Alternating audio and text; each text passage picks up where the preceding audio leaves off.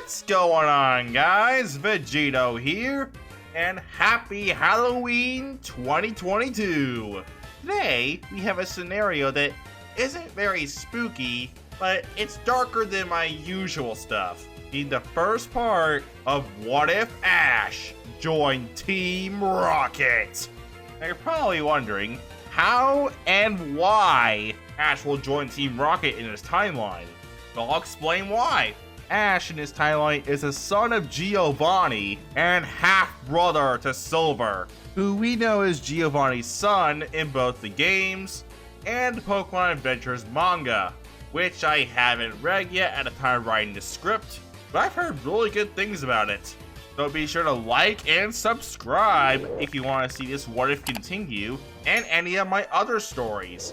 You can also support the channel by becoming a channel member and to receive a few different perks such as early access to video scripts, shoutouts at the end of every video, and priority reply to comments. So enough of the shameless begging, let's get this 2022 Halloween special started! At this point, you're probably wondering why Geo would be Ash's father in this timeline, so I'll explain. As Delia in this timeline is an ex-girlfriend of Geo's, and before they broke up, Ash was conceived, and during this time, Delia found out about Geo's involvement with a criminal organization, Team Rocket, and she decided to leave him before Ash was born since she didn't want to be a part of Team Rocket's schemes. A few days later, Geo met Ariana, who would eventually become one of Geo's 4 Rocket executives and Silver's mom. 9 months later, Ash was born, and during the time when Delia was pregnant, she met Ash's father in canon as he became Ash's stepdad.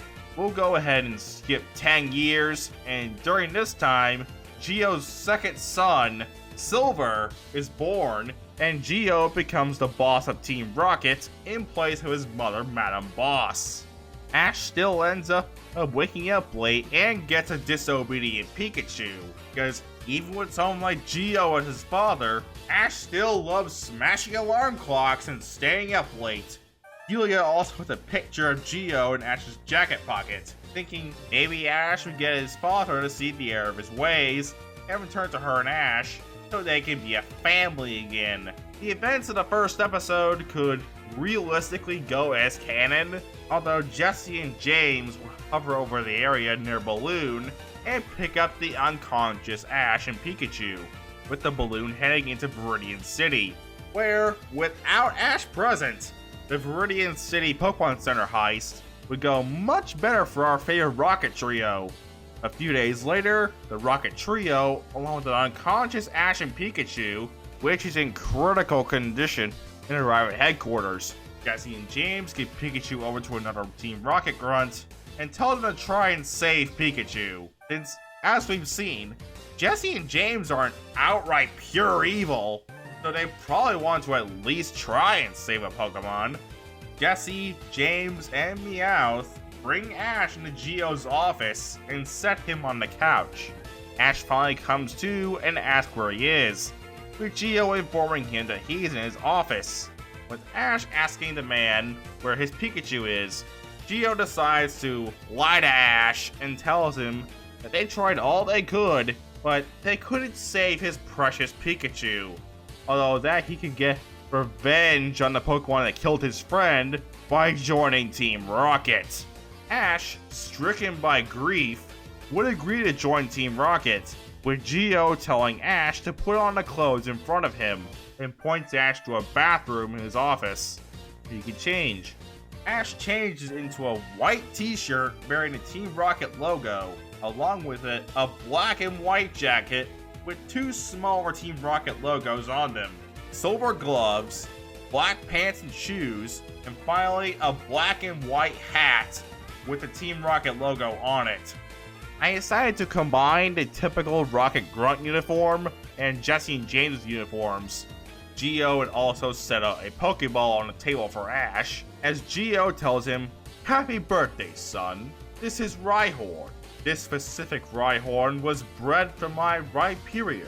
in case I would meet my son and make him the heir to Team Rocket. Geo tells Ash that he'll find him a mentor who instill the motives of Team Rocket into him, with Geo pressing a button on his intercom saying, "Hun, report to my office immediately. I have a new assignment for you."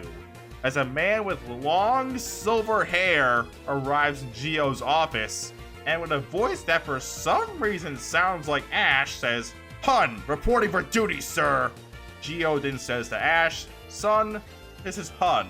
He will help you get adjusted to life in Team Rocket, and will overall be your mentor. Now both of you, report to ground floor and meet with Petrel for your debriefing on this assignment." With both Ash and Hun responding with a sound, "Yes, sir!" Hun takes Ash down to the ground floor for the debriefing, where the two meet with Petrel, one of Giovanni's 4 Rocket executives, and Team Rocket's Master of Disguise. Petrel tells Ash and Hun that their first assignment together will be robbing the Pewter City Museum, since there's valuable exhibits that Team Rocket could sell on the black market, plus the old amber that can be revived into the fossil Pokemon Aerodactyl, which would be a valuable Pokemon that they could either sell for a high price or use to bolster their ranks in terms of Pokemon. During this debriefing, Geo is talking with his secretary Matori about Ash. He wants someone to keep an eye on him, since Ash is currently a pawn on Giovanni's chessboard, and every piece in chess is important, since your other pieces will be able to hopefully protect the king from getting checkmated. The king being Giovanni himself, Matori agrees to keep an eye on Ash for Geo. Ash and Hun get ready to head out on their assignment in Hun's aircraft, which has some pretty good Pokemon facilities, such as a training station and a machine that will allow you to heal your Pokemon without the assistance of a Nurse Joy. After a few days of training with Rhyhorn, Ash and Hun arrive in Pewter City, with Ash being rather impatient, asking why can't they just rob the museum now. Hun then shuts him up and says, "It'll be better for us to try and rob the museum when it's closed and everyone's gone home. That way, we'll be less likely to get caught and go to jail. Or probably juvie in your case." At nightfall, when the museum closes, Hun pulls out a gadget and Ash asks what it does, with Hun explaining that it's a laser glass cutter, and it's what's going to allow them to get into the museum, with Hun cutting a hole big enough for both of them to fit, with Hun throwing down a rope so they can climb down into the museum and not turn any of their bones into mashed potatoes, with Ash going down first, with Hun tying the rope to a post on the roof so they have a way out of the museum, with Hun figuring with all this valuable stuff there must be a lot of security, so Hun ends up sending out Steelix, with Hun instructing Ash to send out Rhyhorn to help Steelix to deal with all the security, with Rhyhorn knocking out security guards left and right with repeated tackle attacks, and Steelix using Iron Tail to knock out remaining security. But Ash, however, accidentally trips a silent alarm, with Hun yelling at him about it, with a bunch of Officer Jennies arriving and sending out a bunch of Growlithe and Arcanine, with Hun ordering Ash to get some fossils and get to the ship. Hun uses his Steelix and Ash's Rhyhorn, with Steelix using some nearby rubble to crush a couple of Jennies, and Rhyhorn using Thunderbolt to hit a few more, leaving them knocked out, with Hun grabbing a few Growlithe and send to Giovanni. Ash then comes back to the room that Hun is in and vomits at the sight of the corpses, which is a completely understandable reaction for a human child to have when they see a bunch of mangled corpses, with Hun giving Ash one of the Growlithe's Pokeballs, with Ash asking Hun if he got it from one of the Jennies, with Hun saying that he did. Ash and Hun ride back at headquarters to drop off everything they stole, including the fossils and stolen Growlithe and Arcanine. with Geo giving Ash a bit of a praise and allowing him to keep a Growlithe for himself, with Ash's team now being increased to 2. Geo grants Ash and Hun a new assignment to go to the power plant and try to capture Zapdos, supposed to help Geo with his goal of world domination. Although Geo would send one of his executives, along with the Matori Matrix as backup, since he knows Ash and Hun wouldn't be able to capture a legendary Pokemon by themselves, since they would have nowhere near enough firepower. But with the Matori Matrix and Proton going with them, they would have a pretty good chance. A few days would pass as they arrive at the power plant near the rock tunnel, with everyone moving into the power plant, with Matori instructing her grunts to take out any workers, and to steal any Pokemon they find, since electric types would serve a good purpose to power any generators, and can cut the power of any place any Team Rocket member robs. Ash will run into a wild Electabuzz during this, and decides to add it to his roster, with Ash sending out Rhyhorn to battle it, with Rhyhorn using Horn Attack on Electabuzz. Although Electabuzz uses Brick Break on Rhyhorn to leave some super effective damage on it. Although Rhyhorn uses Bulldoze to leave Electabuzz weak enough to catch. Ash catches it and brings his team to 3. Ash meets back up with Hun, Matori, and Proton, with Zapdos arriving, with Ash sending out all 3 of his Pokemon. Hun calls out Steelix, Proton calls out Golbat and Weezing, and Matori orders her Matrix to send out their Pokemon. Zapdos begins to assault with Thunder, although this is where Rhyhorn's ability is revealed. Lightning Rod! Using this ability, Rhyhorn will be able to stop Zapdos' electric attacks. Hun and Proton would use this to their advantage by using Iron Tail with Steelix, and Weezing using Poison Gas on Zapdos, poisoning it. Now Zapdos is on the clock from the poison, with Growlithe using Flamethrower on Zapdos. Electabuzz gets on Rhyhorn and jumps up to Zapdos and lands an Ice Punch to leave it dazed. Golbat uses Poison Fang on Zapdos, with Hun and Proton using a strange capture device to capture Zapdos, with the Matori Matrix bringing the captured Zapdos back to headquarters, and presenting Zapdos to Geo, with Ash, Hun, and Proton giving the report. The Geo being rather pleased with his progress, and now they have captured one of the 3 legendary birds of Kanto, their goal is now closer to being accomplished. Geo also decides to promote Ash to a higher ranking grunt, with Proton congratulating Ash on his promotion and telling him maybe he can become an executive one day, just like him, since Proton is the newest of the executives and has taken a liking to Ash. With this being covered, you go over to Johto and see a red-haired boy peeking into Professor Elm's lab, with this boy being Giovanni's other son and Ash's half-brother Silver. Silver sends in his Sneasel to fight off any security in the lab and steals a Totodile, increasing his team to 2. Now, you're probably wondering what Silver's gonna do in this what if. Silver's main goal is to get strong enough to take down Team Rocket. Since he would still resent his father in this timeline, Silver would figure maybe taking on the Johto gyms and eventually the Kanto gyms would help him get strong enough for the task. So morally, in this timeline, Silver is our main protagonist. Silver then heads off to Cherry Grove of City, where he meets a boy named Jimmy with a Cyndaquil and says, "You got a Pokemon at the lab? What a waste! A wimp like you doesn't deserve a Pokemon like that. I'll show you what I mean." Silver sends out his Sneasel to battle Jimmy's Cyndaquil. Silver orders Sneasel to open the battle with an Ice Shard, with Cyndaquil countering with an Ember. He easily uses a Quick Attack to hit Cyndaquil and uses Metal Claw to leave Cyndaquil close to fainting. Although he orders Cyndaquil to keep fighting with Ember to knock out Silver's first Pokemon. However, Jimmy didn't take into account that Silver had a second Pokemon on him, with Silver sending out the stolen Totodile, with Totodile knocking out the weakened Cyndaquil with relative ease by using a Water Gun.